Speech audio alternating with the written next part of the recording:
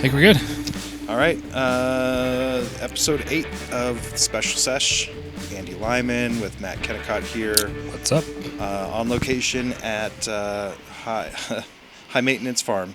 Yes, Farms, sir. Farms. I always is it, Farm. I people call it farms, but we're on a farm, Yeah. so we don't have multiple farms on the same property. So like Wayne's World. Why would I need a gun rack? I don't own a gun. It's true. Yeah, I have a farm. I call it high maintenance farm myself, but Yeah. I don't know whatever you want to call it. Farms just makes it sound like like Pepperidge Farms or like Yeah. old fashioned. Like, oh yeah. Yeah, it's Pepperidge Farm. Pepperidge Farms remembers. Yeah. Yeah, it makes me think that you and V are also running a, if you say farms, it puts to the same, like, gives me the image of like a B&B, like A little bit, yeah. I guess it would be a bud and breakfast. Yeah, That works for me. yeah.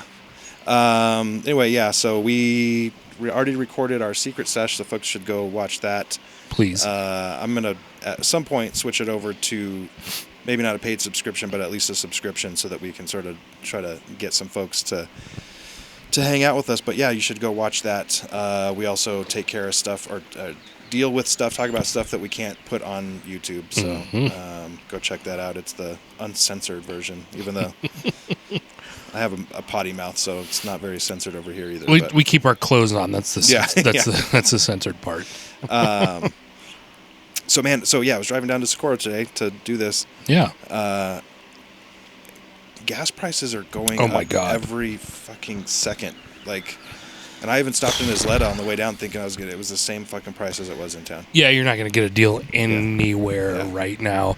And then New Mexicans think your legislature and your governor, we're going to get a 21 cent increase in gas prices here coming up in July. For gas tax. Yeah. I guess in her, well, not her and everybody that voted for it, their defense, like, I don't know necessarily how anybody really foresaw this actually happening, In a sense, I agree, but I'm still not going to defend anybody that voted for it, because anybody who wants to increase my gas by 21 cents a gallon needs to go.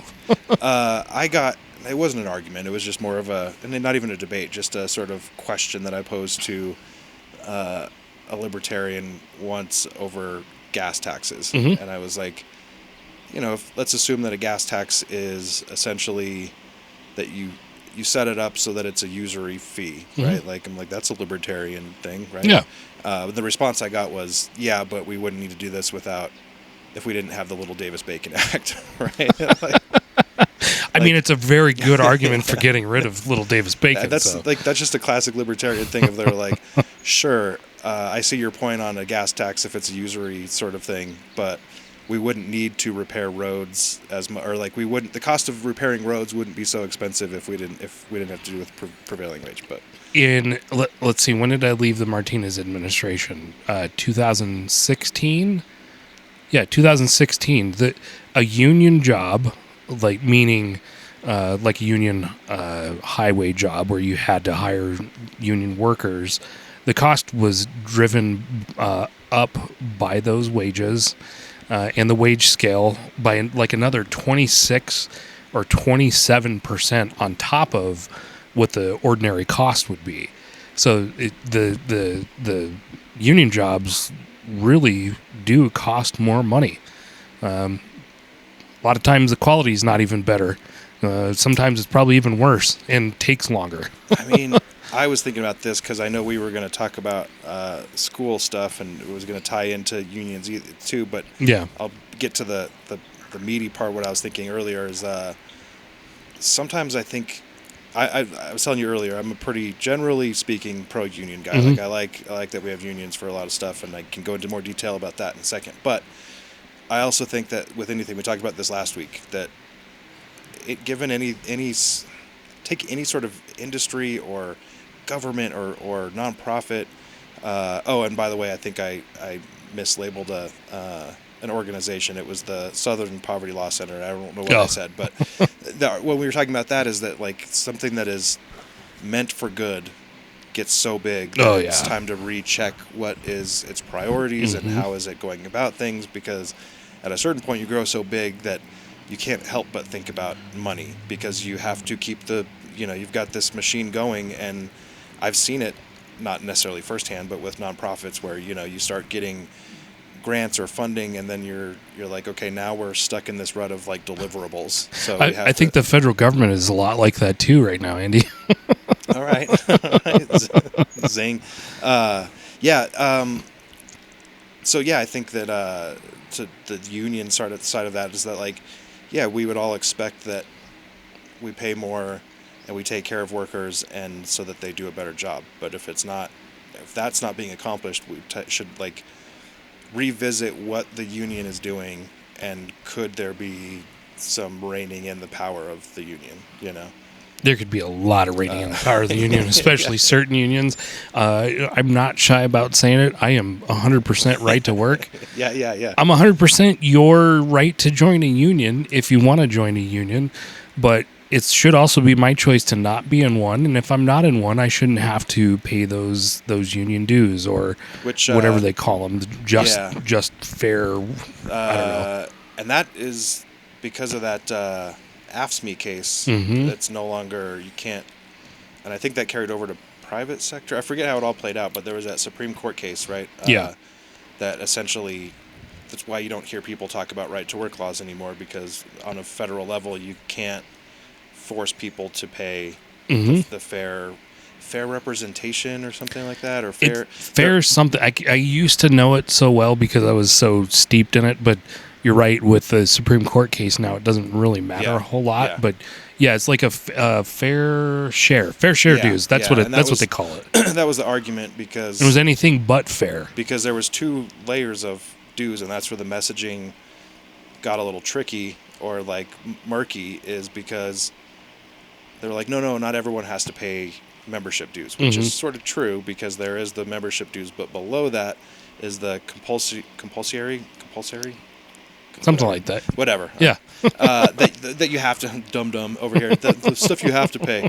But no, it was just taken out of your paycheck, right? Like, without really any notification. It was just sort of like, this is what you sign up for. Yep. And the union's argument was that, well, we wouldn't be able to afford to do all this stuff because not enough people would voluntarily sign up with dues. Right? Well, that should give you a clue about how effective your organization is. If you can't operate without forcing people into it, that's kind of a problem, I think. And I knew this at the time, but I'm like, they'll make it work. I know they'll make it work. Yeah. They have, right? They always do. They find some way to line some Democrat politician's pocket, and they make it work. Yeah, and that's where I get a little uneasy on that, is I'm like, I feel like the purpose of unions often get lost, and in the context of schools, you know, like, without getting into a whole lot of details and airing out my own personal family's school drama, but, like, you know, when my kids got in trouble for, and it wasn't big trouble, so it's not even a thing, like, there's no, you know, it's definitely, like, very privileged in the sense that I'm like, my kid got sort of in trouble, but no, it was something over something that I thought was so ridiculous, and I'm like, I was just sort of like, you told me, and I think it was silly. Yeah. Like, why is this what we're worried about? You know? Seriously. And I think I'm also just in that exhaustive stage of, like, end of the school year. I'm a little sour still after a couple of years that APS has changed their calendar. I think this is the second year. It's like last summer was the first time they did it, where they shortened the summer and they only added they claim they added 4 educational days, I think. But as far as I can tell, like, those last, at least 3 of those 4 days is spent doing nothing but going on field trips, you know? Yeah. Well, we'll definitely talk about that. But yeah, I mean, I think that's a good segue into that, with talking about unions and, you know, how they, because it is a teachers union thing, right? Like, yeah, absolutely. Look, I understand the point of unions, or what they originally were supposed to be. Yeah. And workers back in the day really needed those protections. Unions probably were a little too effective, though, because we're at the point where we are now, where especially teachers unions and especially cops unions do nothing but protect the worst of the worst. You can't get rid of these people that are cancers on the systems that they're serving in. And it drags everything down for everybody else. Unions anymore really are another way for politicians to get money funneled to them. We've seen plenty of that. That goes back as far as I can remember with American electoral politics, where the unions got involved and were giving money to their politicians. Just happens to be mainly on the Democrat side of things. But, I'm sure they've given to Republicans as well. But they really, what it boils down to, one of the other reasons I have a problem with unions is the larger organizations take these membership dues and they're giving them to politicians that their members probably don't agree with a lot of the time. So you're forcing political speech on your members. Right, and whether or not they don't even give them a choice. No. Right? Like you'd think that in that case that there's we're going to have a union meeting, all hands on deck meeting. We have to decide how we're going to spend this money. Mm-hmm. Are we going to give it to a campaign or not, and mm-hmm. make it a democratic process if that's what it is, And it's not. Yeah. And I'll even go as far as saying, like, even with teachers unions or anything else, I love the idea of a group or an organization making sure that administrations pay properly or don't overwork people mm-hmm. and all that stuff. But I also feel like this is just my perception. And it's not just this one instance with teachers. I just sort of, the vibe I get from many teachers these days is that it becomes an us teachers versus them parents sort of thing, where there's this, and my kids have had some great, wonderful teachers that mm-hmm. we don't get that vibe from, but it's just this overall feeling of like, overworked, stressed out, and that they don't have to do anything that they're not comfortable doing. Like that kind of, like, it's they should be empowered, but it gets to a certain point where you're like, let's just work together. Our common thing is to help this child along. It's supposed to be. Like, can we work together and come to more compromises instead of just hard-nosed approaches of like, this action was distracting in class and, I don't know. Adults like to put adult problems onto kids, and the kids shouldn't have to deal with any of that. They're in school to learn, and the adults need to act like that. Yep. When you have schools that cancel class, for example, for teachers to go out and protest on something, that's bullshit. They shouldn't have a day off for protesting. The unions will protect that. I'll protect anybody's First Amendment right, but when my tax dollars are paying you to teach children in a classroom, you should be in there teaching them. That's all there is to it. I think the teachers get shit on a lot of times by their own administration too. There's layers and layers of bureaucracy in education, especially in New Mexico and especially in Albuquerque public schools. I mean, they've got the two white towers, for crying out loud. And a lot of those administrators are getting paid six-figure salaries too. So cut some of that out. Let the teachers have more power in their classrooms, or empower them more in their classrooms, and let's figure this thing out like that. I really don't think it's that difficult to figure out. Get rid of the unions and get rid of some of the administration. Just on a real fundamental level, I know for a fact that I know for 99.99% sure that multiple cases have come up against APS in particular, mm-hmm. probably other school districts too, but that they're not accommodating kids with certain special needs. Yeah, right? definitely. And I'm talking about, learning disabilities. Mm-hmm. Instead of giving them a specialist that can work through some of these learning disabilities, they put them into a special ed class. Yeah. And I've heard from numerous parents that this happened to, and I know that some of them have also sued. So my point is that being sued over and over and over again, I'm not an expert, so I don't know how to budget a school district, but I'm like, you have multiple court cases telling you to figure this the fuck out. And they don't. Like, yeah. Yep, I'm with you. And those special ed classes too, a lot of times they'll just dump kids into them to get the funding as well, because there's more in the funding formula and the way that the funding works for public education in New Mexico. There is more money available for special ed students than there is for other students. So even if the child does not necessarily meet the special ed requirements, they may still be dumped into one of those classes and kind of forgotten about because the district is getting more money for them. It's just wrong. It's wrong. Again, goes back to the whole thing. Like everything gets to a size that's too big, and you have to reevaluate. And I guess my solution would, on a lot of that stuff, would end up being some sort of regulation or something. I don't know. Again, I'm not necessarily the idea guy in this situation, but there is no checks and balance for that. No. And like I said, if voting members decide that that's what they want to do with the money, like, sometimes people will be pissed off, and especially now where you don't have to give your money to them if you don't want to, right? I don't even know how that works anymore, because I'm a little surprised that more people didn't. I don't know. Maybe they're relying on money on other places. Let's just say that. The school district money comes from so many different pools. I mean, obviously the largest part is from the state. Oh, I just mean like unions. Sorry, like unions. Yeah. Oh yeah, fucking unions. Yeah. Most of that comes from membership dues, 100% almost. I think. So yeah, there are still enough people that are like talked into paying those, I guess. There are, but unions have been on the decline in the United States for years, and they're currently at the lowest rate of membership than they have been really historically. I think, again, this probably sounds very much like a free market sort of idea, but yeah, like sell yourself. And actually I think that incentivizes them to do those things to prove a worth to the members. Yeah, right? well, we're in an attention economy right now. Mm-hmm. Everybody wants to try and get the attention. We're going to try and get attention on our social media channels for this podcast. I mean, just apply that across the board. Really, the only place where unions truly exist anymore is in the public sector.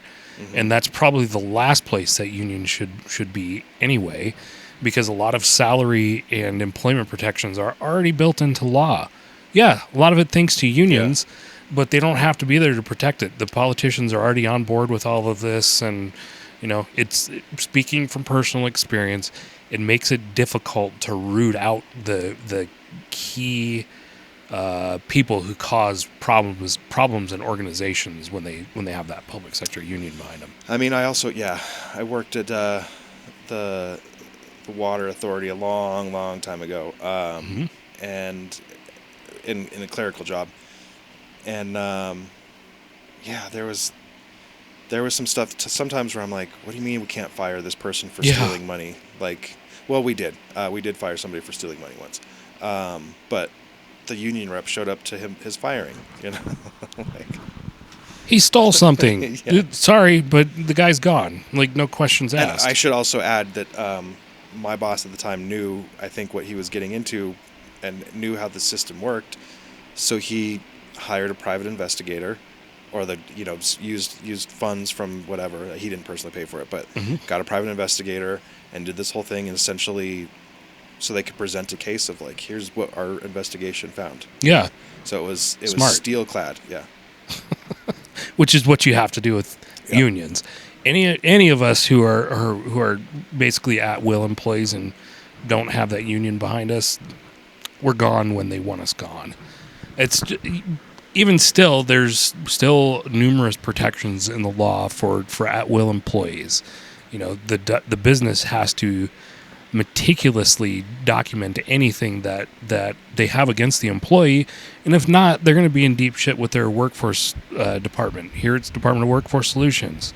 EEOC plays into a lot of this workplace stuff too. So we've also got government agencies and government protections in place for employees now. They don't necessarily always work, but unions don't either. I already told you this before, but I will still argue that even the most progressive mayor in belt tightening times would fuck over every city employee if it wasn't for a union being like... Yeah, well, because I think what they end up negotiating is a decent price. It's still lower than private sector, but the gold, the bucket of at the end of the rainbow is your retirement and your benefits. You're compensated through other things. You get really, really good benefits. You can add dependents. You can do and it's not that it's shit pay. I'm not saying that, but it's like a lot of times that's why private sector has such a hard time finding experts in certain fields, is because absolutely. Like, why would I go work for a bureaucratic nightmare when I can go work for some lab? Yeah. Not even a government lab, just like some private sector lab. Yeah. Yeah. Even those bennies, though, are screwing the systems, public and private. On the public side, what did we have in New Mexico? Almost $1 trillion in liabilities that we can't cover just in the retirement system alone that they're projecting, something like that. It's a gigantic number, and a lot of it's being driven by these union contracts and pensions that they were guaranteed. Flip that over to the private side, automakers went out of business because they couldn't fund the union packages that they agreed to. And when the automakers were having financial troubles, the unions didn't care. And what happened? You ended up having a lot of these American automakers either shut down or go overseas for cheaper labor and cheaper parts. It's like the left's version of tariffs, like the left's version of how to fuck over the economy. The Republicans, Pretty much. Republicans or the MAGAs have high tariffs, and they don't give a fuck. I mean, tariffs would be fine if we didn't have the other taxes on us, but high tariffs are just another tax until you get rid of income tax and everything else. This will be more relevant because we're recording later in the week, but more relevant when people see it. But I'm sure you saw Trump being like, "Yeah, I don't care." Like when they're like, "Do you think about people's finances?" Oh my God! He's like, "Nope." No, I don't even think about Americans' finances when I'm negotiating. Really? Fuck you. That's one of the only things you should be thinking about, and that's part of the message that he wrote into the White House on. Everything he's done, his entirety of being a politician has been just extreme. Of course, this is what happened. This is what happens in a quote unquote lame duck, last term, is people start going, "I don't give a fuck. I'm gonna, do whatever I want." It happened. It's when Gary Johnson did it as a governor. Yeah. He was safe. He wasn't running for anything else, and he's like, legalize everything. But Trump takes it to a whole new level. I'm like, and in Jesus a totally Christ. different direction on what he said he was going to do too. Yes, Like, that is. he literally said, in a month after his inauguration, he said, in a month, gas prices will be at least $1 lower. And here we are, where on average, nationally, they're higher than when Joe Biden was president. Yeah. Just as one example out of dozens, I'm sure we I can don't name. know why there's not more stickers of Trump being like, "I did that." Remember, there was the Biden stickers. I just saw one over at our Circle K the other. I saw some that were pretty funny that said it had Trump pointing at the number, but it said your gas Israeli high. I thought those were pretty appropriate. Yeah, and I'm like, I don't know. People are they're gonna get war fatigue. It's gonna come for everybody. Some of us smarter people, it comes a little sooner, but yeah, just this idea that how many times can you say, "I want to make sure Iran doesn't have nukes," while you're literally spending money and munitions. Like, I had heard somewhere that we're running low on missiles and like Everything. Like Yeah. because it's not just a long war. We're just hitting them hard over and over and over Yep. again, Well, or protecting our bases over and over and over again. Which is what we're being told. But again, at the same time, I'm not seeing a lot of posts on social media coming out of the Middle East or even from the military on these strikes. As a matter of fact, I saw, I'll have to see if I can find it and link to it somewhere, but it was a New York Times social media post on TikTok or Instagram or something, and they or YouTube Shorts, but it was a short little video. They laid out an investigation they did about fucking with satellites. Yeah. That, like, you can go look at, like, basically Google Earth satellite images, and there's certain areas that look they're fine, but if you go look at British satellites, those buildings are all they're gone. up. And and basically they're fact checked because what the government's trying to do is gaslight all of us when Iran's going, "Hey, look, this is the damage that we just did to your bases," and the government's like, no, they didn't do it. Did you see? Well, yeah. First of all, the U.S. government is censoring information coming out of there right now. I saw that story. It was very mainstream. Yeah.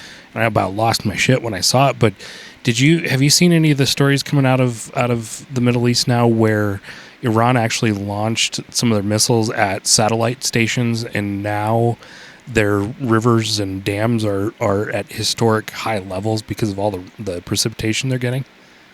Huh. They're basically claiming that because they took out those radar stations or whatever they were, that they were modifying the weather with them, and since they took them out, the weather patterns have been restored to normal. I will say that sounds a lot like Jewish space lasers. A little bit.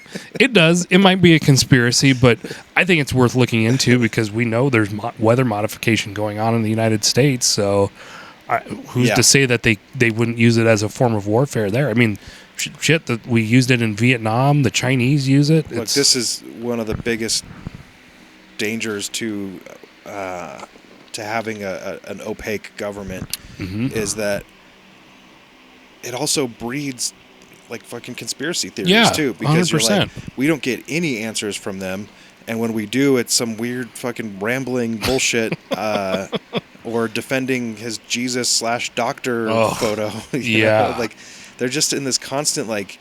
It is very much a tabloid, and that's why I think TMZ's in Washington D.C. now, because it's all this become this tabloid thing. And I have mixed feelings on TMZ in D.C. too, because like some of it they're really sticking it to people, but also like it makes me want to dry heave when I see them. They're like, "Hey, Senator Cruz, what are you wearing? What'd you have for lunch today?" Yeah, some of it's pretty bad. I'm like, now you're trying to like elevate the attention that these politicians are getting when like. No. They need to get back into whatever room they just came out of and get back to work. Crawl back into it. Just like stop walking the hallways, man. You got a bunch of like it's like when I tell my kids, you're not done with homework, get back in there. I do kind of like TMZ being there though, because they'll sniff stuff out and stay on top of it too. That's what I mean. That's the other part of it is that they like, Harvey Levin's a dirtbag though. Yeah. And his fucking Tumblr, his giant Tumblr is like yeah, I mean that is a certain level of I don't know. I guess if you get paid enough, I don't know. I guess. I'm just like that. Just seems I don't know. I could never. My first day, I would quit. And somebody would be like, "You're a piece of shit." I'd be like, "You're right, I am. I'm gonna go home." no thick skin over there. Yeah. No, I mean like especially for doing something I know is fucked up. Like I don't think I could ever bring myself to like film somebody that does not want to be filmed. No, that'd be pretty hard, I think. Unless it's a politician. I think politicians are good targets, though. Yeah. They need to be filmed more. Yeah, but also, like, stop, doing this, like, chit-chat, like, hey, buddy, We don't need fist bumps or... Tim Burchett's the best, though. Did you ever see the video of the tracker coming after him in the streets? This kid... I don't even remember what the topic was, but he asked Burchett something, and Burchett goes, "I think the only thing you should be concerned about is your mom heating up your Hot Pockets for you at night." It was hilarious. And he does shit like that all the time. I love responses like that. Yeah, well, I think a little bit is at the Trump era, too, where people are just... more unhinged. Trump opened the door to saying what's on your mind. He did. Like you said, I think maybe it was in the... I can't remember when we talked about it, but how do we know where the dirtbags are if we don't let them say whatever they want? Exactly. There's something to be said about Trump kind of ushering in this new era of more loose lips too, though. Yeah. Like you get to see politicians speaking more like normal people now instead of these polished versions that would never really fly otherwise. Yeah. No, I mean that's free speech is what. Obviously we got Marjorie Taylor Greene on that front, but ironically, I think it was also a New York Times story. I can't remember where I guess the Trump administration is freaking out about leaks, and they're like, nobody's allowed to talk to. Maybe it was Politico. I don't know. They're pissed. They're like, stop leaking shit. Stop appointing people that leak. Then, my God, stop doing shit that makes everybody go, we shouldn't. I mean, that's what it is. That's literally what people probably refer to as the deep state, is that you've got, and in this case, it's probably good. You've got people going like, I told him it was a bad idea, and he didn't listen, so I'm going to go tell this reporter about the bad idea that he's carrying out. I mean, Edward Snowden did it. Yeah. Or that our FBI director might be an alcoholic and and funding his romps with his girlfriend. We just need to talk to the U.S. hockey team about that. They'll tell you yes or no. So. Again, referencing something from last week when you were talking about the corrections officer and you said it's cringe. I'm like, so with Patel, I'm like, at the very best, it is a fucking cringe video. Super cringe. You know, for the like, chief, basically the chief law enforcement guy in the entire country to be drinking in there with a team. and like, at best, they invited you and you said yes, which is a mistake anyway. At worst, he probably fucking asked, like, did he ask? Like, hey, can I go? Hey guys, can I go down to your locker room? Or was it? Either way, he shouldn't have taken it. You know, like, it's such a frat house look and move on his part. It's just, it's not the way to lead what should be a responsible looking agency at all. And the cringe part is that I'm like, oh, you just really want to be the most popular guy out there. That's what it boils down to, I think. It is that frat guy thing of like, I want to be the main character. Yeah. Look, I'll freely admit too, I was really excited when Trump was putting together his administration and he picked Kash Patel to lead the FBI because he was the guy. He was the one saying, I'm going to release all of the Epstein files on day one. I'm going to shut down the J. Edgar Hoover building. We're moving the FBI out of D.C. Literally none of those things have happened. No. And they've actually gotten worse in a lot of ways. So he's done none of those things. It's like, by the way, guys, there's actually no files. No. Epstein didn't traffic girls, even though his number one is behind bars for trafficking. Or do the Trump thing, like, guys, what are we still talking about this for? Fake news. Yeah. Let's talk about aliens instead. That turned out to be a big nothing burger. Everybody's like, who gives a fuck? Yeah, and also I'm like, I guess I'm being a little bit too picky here, but I'm like, you could do a little curation of stuff, Sure. Like, don't just dump them into a bunch of files. My God. But thankfully, there's a lot of people with extra time on their hands these days, and they've run everything through AI already. So thank God. Yeah, thank God. Well, and then just with every day is another day of somebody combing through another page. Yeah. Well, and call it disclosure if you want, but really what it boils down to is it's a lot of the same information that's already been leaked out by whistleblowers. You've got this David Grush guy who's very he's got the credentials. But you come through the internet and stuff that we were seeing 3 or 4 years ago is very similar to the shit that was just recently released. I feel like there was stuff that Buzz Aldrin had already said publicly that they were like, they were reporting on, there was this bright lights, they didn't know what it was, and Buzz Aldrin's like, I told you guys that fucking years ago. Yeah, there's even shots on the moon that were released showing like orbs out in the distance, orbiting above the surface of the moon. What was it? Apollo 7 saw something outside of their hatch. I also think there's a lot of stuff like that that's happening. General public is much more, I guess, informed these days about what aliens could or couldn't be, or what extraterrestrials could or couldn't be, and more people are having that. Like, what I'm getting at is that you're right. It's not as big of a thing for people because more and more people are starting to realize, like, it's not actually like humanoid aliens, or we don't know what is out there, but it could be another organism, or interdimensional beings.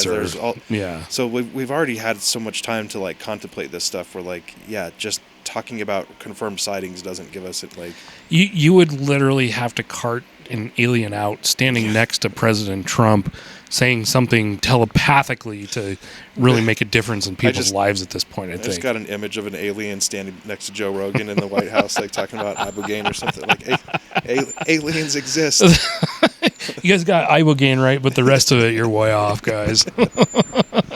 Landing on the front lawn of the White House. I don't know. Like, the disclosure stuff is cool, but at the same time, it's like, how does this impact my life right now? Unless I don't have to pay bills tomorrow, then, they've done a really good job of making everybody's fucking priority, or most everybody, ending a goddamn war so we can get gas prices back to, or prices of anything for that matter. Prices and the Epstein files. Yeah. Those are literally the only two things that we want fixed, and nobody's doing anything about either one of them.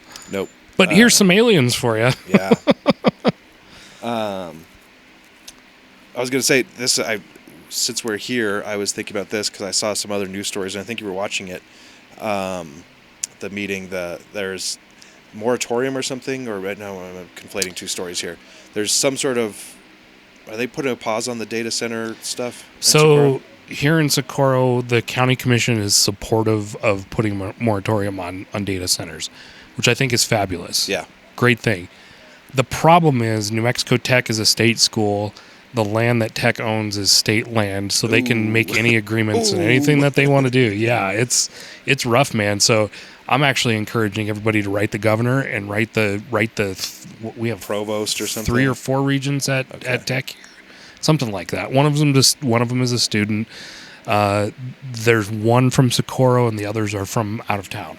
So we have one person from Socorro with the town and really the general county's best interest in mind. Nobody else is from here, though. So who knows how they're going to go. So we're going to have to strongly appeal to the governor, I think, on this one. One thing that's going to make it hard to argue against a moratorium is the fact that the state, as well as in Albuquerque, it's the ABCWA, Albuquerque Water Utility Authority. Mm-hmm. Everyone's like, river's about to dry up. We don't have any fucking water on this stretch. Yeah. Fucking Socorro and everyone south of Albuquerque. That's if there was some sort of political cartoon illustration of it, it would be like Albuquerque, the ugly old like giant like fat pig that's like drinking up everybody's water before it gets down south. But need Trevor to draw that cartoon. He wouldn't though. He'd be like, water good. Yeah, right. South New Mexico. Fuck no. I don't know. I shouldn't say that. Never met the guy. But anyway, yeah, like it's the alarms have been rung. You know, ABCWA is saying we got to start conserving water because we're back to. And it's funny. I mentioned that I worked for the Water Authority. I started working there as a temp in like 2004, and it was right when they were starting to roll out this. What was it called? The San Juan. San Juan Chama diversion project, right? Which was this big thing that they were gonna. They're like, our aquifer is drying up. We're using too much of it. We're going to start taking surface water, and we'll recycle it essentially and pump it back into the river. Yep. Of course, everyone knows you can't do that 100%. Water goes other places. Yeah, lots of evaporation. Yeah, but now we're at a place where we've like gotten to the place where they're like, oh, we have to tap into the aquifer now 100% because we have no water coming from surface. Mm-hmm. So I think that's a huge sell on data centers right now. Huge. Like, you're like, we're literally running out of water, and we don't know how the snowpack. And this is so early to run out of water because we rely on snowpack, right? Yeah. And so that means we're not going to get another round of any sort of potential snowpack until late this year, early next year. Maybe depends on and what. That's just the buildup of the snowpack. Yeah. That's not even the melting of it. No, exactly. So I mean, scary times, whatever. But yeah, I think that's a very tone deaf time to be like. Yeah, especially in the middle of a fucking desert. Like, well, look at the Colorado River situation. If you want something that's on an even bigger scale, Colorado River and the Hoover Dam and the water that serves, I believe they said serves something like 40 million people all across the West, not just in Vegas or in the LA area. That stretches really all the way from Colorado and New Mexico all the way out to the rest of the West Coast, kind of minus like Washington and Oregon, just because they're so far north. What they're having to do there eventually and soon, I think, is they're going to shut off the power that's produced by the Hoover Dam because they won't be able to move enough water through the turbines to actually produce power. The other concern they have is there basically are 2 outlets at the bottom of the dam that are there just to kind of move stuff every now and then. They're not intended to keep the river flowing downstream. They're not sure that they can move enough water out of those 2 outlets to keep the river flowing downstream like they have to serve people. They can definitely let water out, but not at the right volume. They never contemplated the dam being this low there. Yeah, so that's a huge problem. That's just one problem that we have. Aren't they also still cooling the dam to this day? Yeah. With like a water cycle thing, right? Like they have to because there's that concrete. I know a lot of people already know this, but concrete puts off heat. So when you, I think that's a lot of times you'll see. I think in the summertime they'll try to cover it, or I don't know. There's because if concrete blankets. Yeah, because if it gets, you don't want it to cure too fast. Right. And in the summer it'll cure too fast because it puts out a lot of heat. Yep. But I bring that situation up because that's the general issue across the entire West right now. We're running out of water everywhere. You can look, I mean, just a few feet from us, we've got an irrigation ditch over here that's been dry the last month. And we probably won't get any more water in there for at least another 5 weeks if we get anything.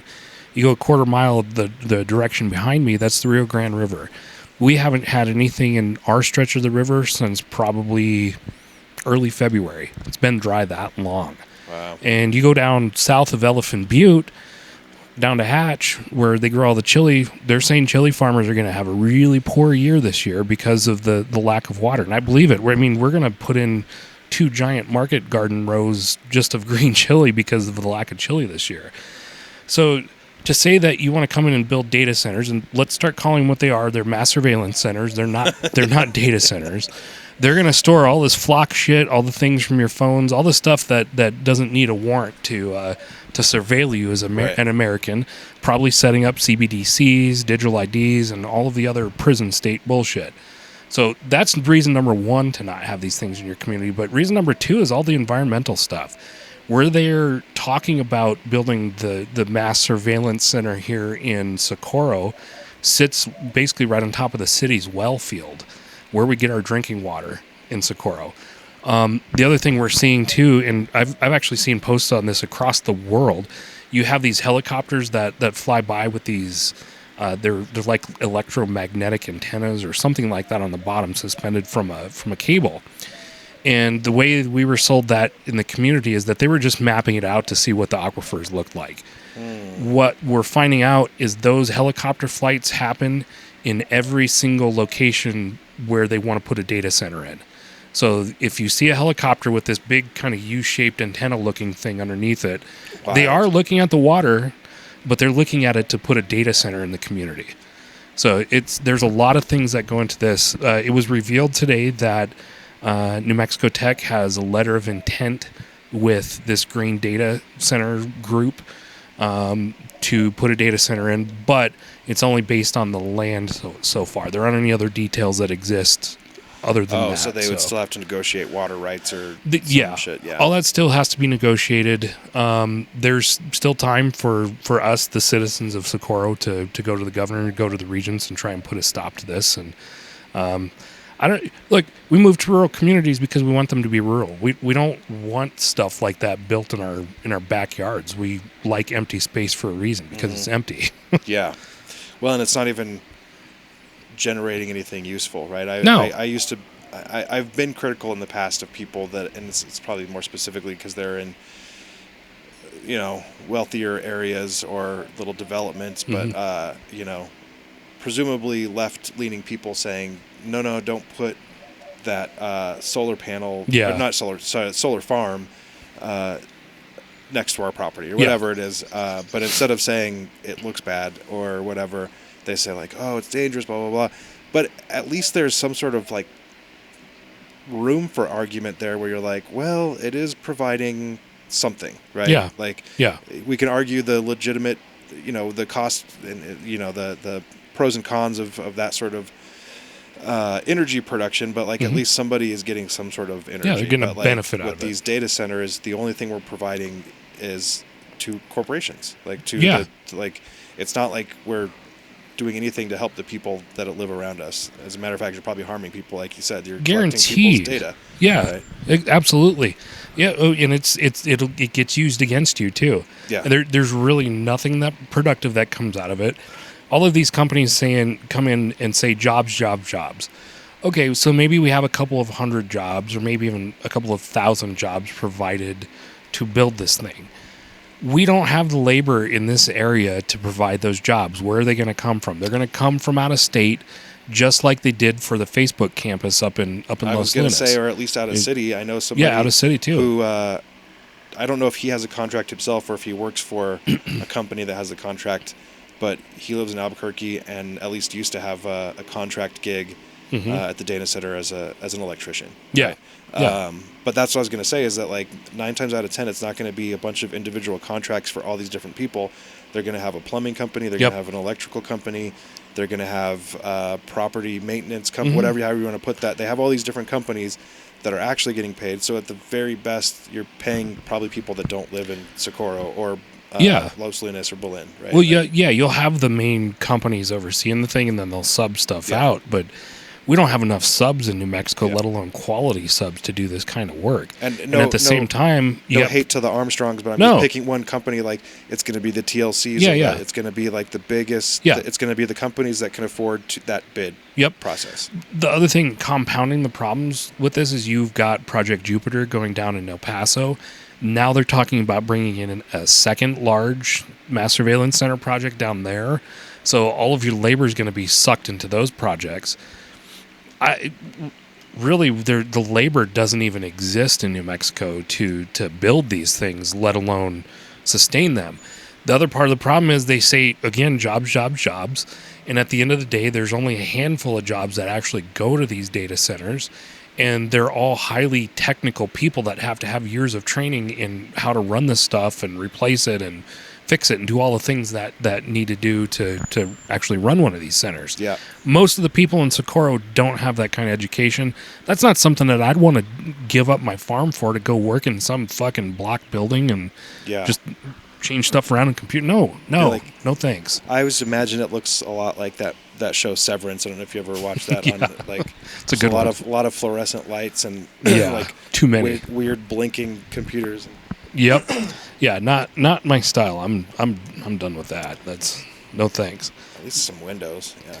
Yeah, windows would be nice. Yeah. But I mean, I don't know. End of the day, you look at like things like happened in Utah, for example. Did you see that data center debate with Kevin O'Leary from Shark Tank, a Canadian, was on with Tucker Carlson? Yeah, he was on with Tucker. And Tucker kept asking the question, if this is such a good thing, why are the taxpayers subsidizing it? And Kevin O'Leary kept going, well, the taxpayers aren't subsidizing it. We're getting tax breaks. And it's like, yeah, but that money is coming from somewhere, you dumbass. Like, and he could not straight up answer the question, like, if this is such a good thing, then why isn't the private sector paying for the whole thing? And then the question was asked, well, the community really didn't have any input on this. And O'Leary's answer was, well, the elected officials voted for it, and they're the ones that give the voice to the community. Classic argument. But when you have thousands of members of the community showing up and saying, do not vote for this, and they vote for it anyway, that's not representing the will of the people. Yeah, I mean, you mentioned right to work, and I not even going to get into the merits of whether it should have passed or not. But, at that time, remember, I mean, I know you remember, Pepperidge Farm remembers. Pepperidge Farm does remember. The Republicans had the House, and so there was a lot of and look, I'm only picking on them because it was their first time in a very long time getting to do that, because Democrats do it all the time. And last time. So far last time. That it's just such a show where they're like, okay, it's essentially saying like, thanks for your public comment. We're going to vote for it anyway. Yep, pretty much. That's what it was. Our elected officials really need to get more educated about these things. I guarantee you there's a ton of cash flowing under the table to a lot of these people. Yeah. In Georgia now you have a situation where the Georgia Power Company is trying to take through eminent domain a house from some people just so they can run more power lines through their right of way, all to feed a damn data center. Yeah. So you're starting to ruin people's lives with these things. I can think of one that pops into my head is Trudy Jones, former city councilor in Albuquerque, and it had to do with cannabis too. I think it was Dan Lewis or somebody who had. No, actually, it was the mayor. It was by request from the mayor. Well, not himself, but his zoning or somebody. Yeah. It was from the administration to put some pretty heavy restrictions on where cannabis stores could go. It was like, basically, if the administration got its way, there would be no dispensaries in Nob Hill. There'd be no dispensaries anywhere in Borellis. I'm trying to think of some other Main Street places. Old Town basically doesn't have them anyway. Yeah. But they did a special thing for the plaza, and that was more popular. Like I think most people would. I mean, I think it'd be cool to have a dispensary in Old Town, but I do too. I can see the argument of like we don't. That's not maybe our best foot forward for out of town or whatever. Actually, matter of fact, there should be a lounge in Old Town. That would be like That would be awesome. Have actually. a second story, like yeah. outdoor smoking. They should have, Yep. you know. Anyway, Trudy went or she heard from a lot of folks that were going to be in the industry. I don't think they had set up yet, but talking about how bad all this stuff would be. Mm-hmm. And she was the sponsor of the bill, and she heard what and she said, "I'm not going to vote for it. I will." Did she take her name off of it? I don't think she took her. She was like, I told them I would carry the bill, so I'm doing what I said I would do. Yeah. But I'm going to vote no on it, and I would encourage everybody else to vote no on it. Yeah, I remember that. Yeah. Remember it pretty well. It's rare, but it happens. Yeah. And I know there's probably others that I'm missing out on, but there is. Actually, I was just talking to somebody about him. Jeff Steinborn's another one. Yeah. Another southern New Mexico lawmaker who's like pretty good about talking to people and hearing people out and having conversations. And I mean, he may still vote the way he wants to vote and not, it may not change his mind, but he's very approachable. And our politics definitely don't align, but I've definitely found him to be one of the more open to listening legislators in Santa Fe. And not just humoring you. Yeah, no, not at all. He genuinely listens. He really does. Yeah. There's not enough of that anymore. And there needs to be more of it, especially on the mass surveillance center stuff. It's just they come in, they ruin communities, they take farmland that should still be farmland. They build these monstrosities of solar fields. Did you see the solar field south of Los Lunas when you were driving? I was too busy cursing road construction. Well, then the solar field's right at that construction too. Okay. It went from basically a little field that's right below the mountain there to basically covering that entire west side of I-25 with solar panels. It is ugly. Man, it's ugly. And most of that power gets shipped west to other states. We don't even get to take advantage of our landscapes being ruined by this stuff. Well, that reminds me of a text thread that we had going on about oil revenue, too. I mean, right now it's way more complicated than just selling our own oil. But I was thinking about, Iran and was it the 50s when they nationalized their oil? Mm-hmm. I'm like, why can't New Mexico get on board with New Mexico owns this oil. I'm the captain now. Well, we own the oil. Well, kind of. We own the taxes to the oil. Right. But we don't. We're it's not a. We have no stake in actually where or other than the taxes, right? Yeah, I mean we own some of the land through state trust land, and then there's royalties or taxes placed on literally all of this stuff. So that's how New Mexicans benefit from it. I am firmly against nationalizing or having any kind of state-run companies for especially natural resources. No, thank you, no sir. Trump took stakes in companies through the federal government. I can't even remember which one it was at this point, but one of them was a pool coating company for sure. Yes, for sure. But I think you run into massive problems when you have I can state-run companies. And that did cross my mind too. And I'm especially with the back of my head going everything gets to a point where it's so big that you'd have to do some sort of you'd have to be really really strict about this is call it a quasi government agency or something, some sort of commission that's made up of people that are actually going to pay attention to it. Or you have to be a country like the United States and you just go kidnap the country's leader that's fucking all that stuff up. Well, that's what I mean. It was such a good deal for Iran and bad for everybody else that got their leader kidnapped and killed. Just ganked right off his balcony. Flash forward to today, and now we're possibly bombing him for more oil. Oh my God, Iran! Yeah, crazy. I mean, it says my sort of, I say this a lot about fine, be a disruptor, but learn what you're disrupting and why certain things are in place. I might have even said this on here, speaking of the Strait of Hormuz and Trump, that it's been pretty well established, and I would like to believe that many people told him this was a fucking terrible idea. Don't do it. And here's all the reasons why, because we've contemplated that before, and this is every, intelligence community does the risk assessment stuff where they're like, let's think of every fucking possibility that can happen when we do this, and none of those choose your own adventure book and you die in every single ending. Exactly. Exactly. And this is not good, and we barely got to a place where we're just working sort of like we hate each other, we give each other dirty looks when our ships pass each other. The straits are open. Yeah. But at least our economy's working, and we're getting oil, we're getting products, and now it's just the biggest fucking pissing match between Iran, Israel, and America. It's so dumb. Yeah. And Iran holds even more cards now. So, Mumbai, India, giant center for tech and medicine and all kinds of other stuff. 60% of their internet traffic runs through two undersea cables, fiber optic cables. Yeah. Those two cables run directly through the Strait of Hormuz up through Iran. Jesus. Yeah, so now Iran has even more. They finally realized this, and they've got even more negotiating pressure now because they can basically say, "Fuck you, we're cutting off the internet to literally everybody east of where we are." Just imagining conversation between India and Iran, like, "Hey, Iran, you didn't notice anything funny at the bottom of the... Do you ever go to the bottom of the ocean?" I mean, I wouldn't. I'm just saying, like... Yeah, exactly.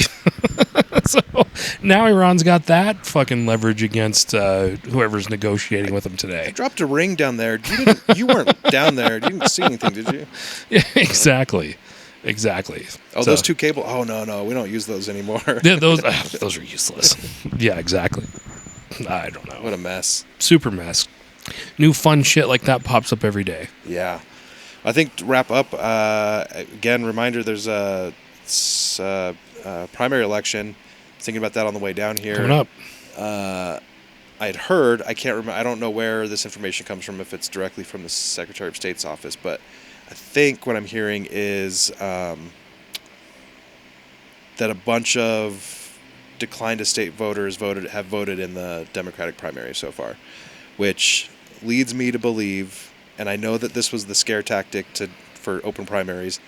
I say, I don't care. I don't care if people want to go. And so what I'm getting at is, I think there's speculation now that those declined to state voters may be going into the Democratic primary to vote against Deb Haaland instead of for Deb Haaland. I'd say that's probably pretty good speculation. If I had to guess, most declined to state voters are not. Well, I mean, I don't know. I'm sort of just guessing. I've got no evidence of this, but I would just guess that most of those people, if they wanted to, that Deb supporters are dyed blue Democrats that are party they're supporters. The hardcore. Yeah, they're the ones voters. giving to working with their local party, giving money to their local party, all that stuff. I think the declined to state voters are irritated with extremes on both sides, right? And so they're saying, you're looking at one of them. Yeah. Weird. So are you. Funny. No. I mean, there's some stuff that I believe that would probably be considered extremist depending on where you're coming from. Sure. But, I like to think I'm pretty pragmatic and understanding and all that other stuff. Oh, but I think if I had to guess, it's declined to state voters that are going, holy shit, not holy shit, but yeah, that they look and they go, okay, I don't want Deb Haaland I want Sam Bregman to go up against whoever the Republican is. Yep. And so I'll go, and they're Yep. I wonder how many people from each party will.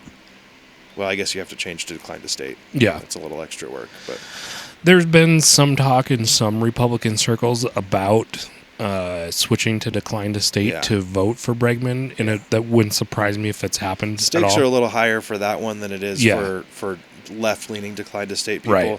Because if you're left-leaning, even if you're really, really far left, you can probably stomach Sam Bregman more than the people on the right. Sam was the head of the Democrat Party in New Mexico for years. I think they'd be just fine with him, honestly. He's more old school Democrat. Yeah, he is. He's sort of. I don't want to compare him to Richardson for good or bad. No. I'm just saying that. But he's more of a Richardson Democrat, though. He's kind of cut from that similar cloth. I'm not going to say same. Yeah. Richardson had Epstein cloth. There's on all him, sorts so. of there's all sorts of implications in there by saying that, but it's the same. It's the before we knew about Richardson and Epstein and everything else. It would have been an easier comparison. Yep. Of like, just how their mannerisms, how they carry themselves, how they talk to people. Yeah, just old school Western Democrats. Yeah, exactly. I'm with you on that.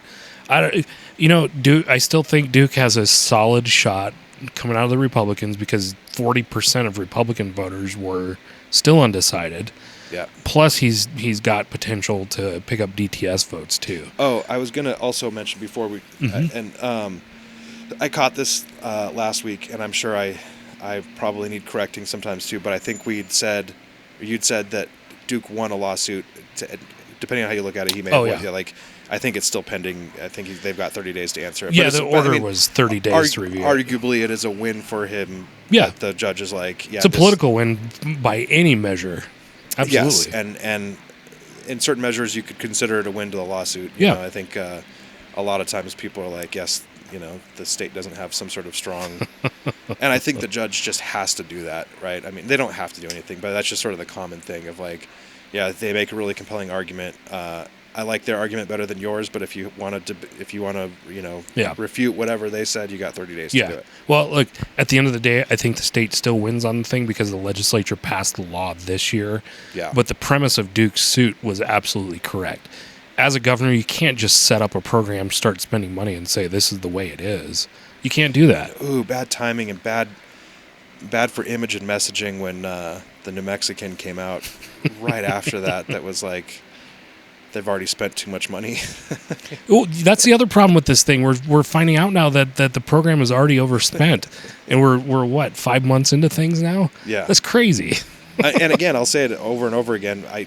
There wasn't really the same sort of thing for my mom or me to benefit from, but like, I went to Christina Kent, which was like a United Way funded preschool in downtown Albuquerque. I don't know how it's funded now, but a nonprofit for low income struggling families. So like, I can't say that I'm against that sort of thing. Obviously, that's where people like you and I, or even if I was sitting here with Duke or you were sitting here with Deb, like it's one of those things where you're like, I think we're allowed to say, there's not really anything else to say than like, I don't see it that way. Well, I do. Well, okay. Okay. Like, yeah, that's the way it is. Unless we're at an actual debate where I'm supposed to win by persuading you, which, by the way, I would never want to be you were probably a debater.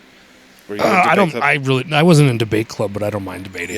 Yeah. I don't mind it. I think it's interesting, but like, there's so many, when you watch like real debates, there's so many of these like rules and like, I got sucked into a rabbit hole. I don't know if you know this guy, Andrew Wilson. I think he calls himself a Christian nationalist, but he does like presumably real style debates, but they use a lot of, that's that fallacy and this is this thing, and it gets into the nitty gritty of like, well, you can't debate this way. Right.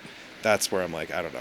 It goes over my head. I'm more in the legislative debate side of things where it's a lot of asking those types of questions and that kind of procedure. Making people think. Yeah, right? making think. Yeah, I like that, but I also don't think that I'm that person. Like I just don't. Anyway, my point is that there are certain things in life where you can say like, well, that's a fundamental difference between, there is no common ground between, I think the government has a place for, free or subsidized childcare, and then you're like, no, they don't. And I'm like, all right.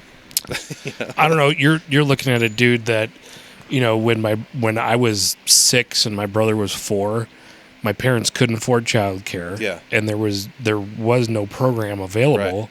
We lived out in the country, so they're like, lock the doors. You got our phone numbers if you need to reach us. There's food in the fridge, food in the freezer. Like, go ahead, guys. Called on you these days. Yeah, these days. But I think I turned out just fine. My brother and I stayed home from. Comment down below if you agree. Yeah, am I okay? Drop me a comment. Like, I mean, we stayed home from when I was 6 years old on. I did a lot of that too. I mean, I had babysitters, and there was usually folks. Every now and then. There was times that the person watching me was only a couple of years older than me, but it was, But I was also a latchkey kid. I went to a lot of not subsidized daycare, and then there was a lot of, here's a key. Take the school bus home, and I'll be home at night. Like, my mom worked sort of nights, so she'd come home 9:30, 10 o'clock, and I was expected to essentially feed myself and put myself to bed. Yeah, that's how it worked in our house too, for the most part. There was a lot of streaks where my mom was home and my dad was working 2, sometimes 3 jobs, but we were able to take care of ourselves. But the daycare my mom believed in was like, the neighbor kids have chicken pox, bring them over to the house and get the boys infected so they don't have to deal with it ever again. That was her kind of daycare, which, there's something to be said about that too. Get those chicken pox while you're early. Yeah, we don't have to get into the whole debate over vaccines versus, we didn't have chicken pox vaccines, right? No, it was just natural immunity. Yeah. That's the way it was. Well, that and, I've never had chicken pox, but I've been around. Had them twice. I've been around kids that have had them. I've been around cows that have had cow pox. Like, I think I developed an immunity from being around livestock, honestly, which is possible to do. I think I got sloth pox as an adult. No, I had chicken pox twice. I got it once when I was really little, and I think it was just a weak case. I don't remember the first time. Yeah. But I do remember my grandma looking at my arm or something. I was like, I got a thing here, and she's like, I think that's chicken pox, and I was like. She said, lift up your shirt, and I had them all over. She's like, yeah, it's chicken pox. And I was like, no, Grandma, I already had them. Oh. And she's like, so I remember that conversation, but I don't remember having the chicken. But yeah, it must have been a weak did the chicken escape from a lab? Or? Yeah. I don't know. Maybe. Never been the same since. Right? You're scratching for all your food. And can still smell colors, but. Nice. That's awesome. What else you got? Anything else? I think we can probably wrap up unless you... I could go all night with all kinds of stuff, but no, I don't want to bore people. Well, so thanks for having me down. Yeah, man. Good time. Someday soon. Well, we talked about this. We'll get some video tours of the farm once things start growing, and absolutely. Let people see it, especially when you get pigs and chicken. Oh, you already for have sure. Chickens and ducks and. We're getting 200 cannabis plants here in the next 2 weeks. I think it is. We're going to veg them in the greenhouse, and then I'm almost finished laying in our market garden beds, so we'll have a giant vegetable garden for going to farmers markets and other places, restaurants, to sell our produce. Eventually, maybe do a CSA box here in Socorro, which would be awesome. So, yeah, we're doing some cool stuff. It's fun. Yeah, cool space. It's nice being in the country for a little bit. It is nice, isn't it? It's quiet. All right, everybody. Thanks for watching again. Thank you. Matt, thanks for having me. See you guys. You got it.